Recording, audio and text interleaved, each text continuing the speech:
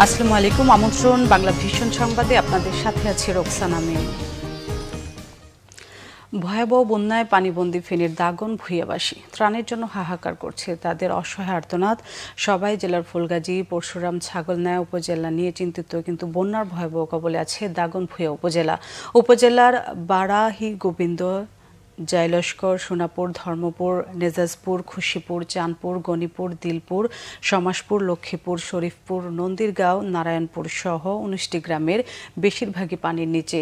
দাগন ভূঁইয়ার মানুষ বন্যা অভ্যস্ত নয়, তাই বিপদটা আরও বেশি।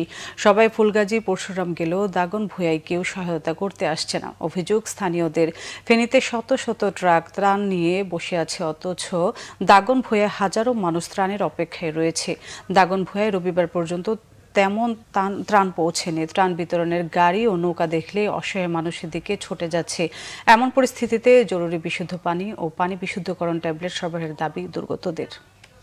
খেলার খবর, সাফ অনূর্ধ্ব 20 ফুটবল। ভারতকে হারিয়ে নেপালে সাফ অনূর্ধ্ব 20 ফুটবল চ্যাম্পিয়নশিপ ফাইনাল খেলার স্বপ্ন দেখছে বাংলাদেশ। ললিতপুর বাংলাদেশ সময় বিকাল 3:15টায় মাঠে গড়াবে দ্বিতীয় সেমিফাইনাল ম্যাচটি। বিজয়ী দল বুধবার স্বাগতিক নেপালের বিপক্ষে ফাইনাল খেলবে।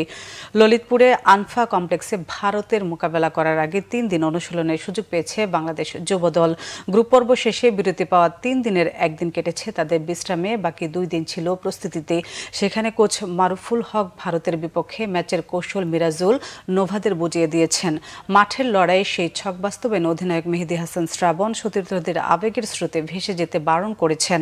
ভারতকে হারিয়ে সাফ অনূর্ধ্ব 20 চ্যাম্পিয়নশিপে ফাইনালে উঠতে আবেগের চেয়ে কোচের পরিকল্পনা অনুযায়ী খেলাকে গুরুত্ব দিয়েছে বাংলাদেশের অধিনায়ক। এক গ্রুপে শ্রীলঙ্কাকে 2-0 গোলে হারানোর পর নেপালের কাছে 2-1 ব্যবধানে হেরে যায় বাংলাদেশ। তাতে নেপালের কাছে শীর্ষস্থান হারিয়ে বি গ্রুপ চ্যাম্পিয়ন ভারতকে সেমিফাইনালে প্রতিপক্ষ পেয়েছে মারুফুলের দল। সাফের বয়স ভিত্তিক প্রতিযোগিতায় 2022 সালে অনূর্ধ্ব 20 ক্যাটাগরিতে ভারতের কাছে ফাইনালে হেরে রানার্স আপ হয়েছিল বাংলাদেশ। এই ছিল এখনকার মতো। পরের সংবাদ বেলা 12টায় দেখার আমন্ত্রণ রইল। এছাড়া বাংলা ভিশন সংবাদ ও সংবাদ সংশ্লিষ্ট অনুষ্ঠান দেখতে ভিজিট করুন www.bvnews24.com ও facebook.com/banglavisionnews এবং সাবস্ক্রাইব করুন youtube.com/banglavisionnews। এতক্ষণ সাথে থাকার জন্য ধন্যবাদ।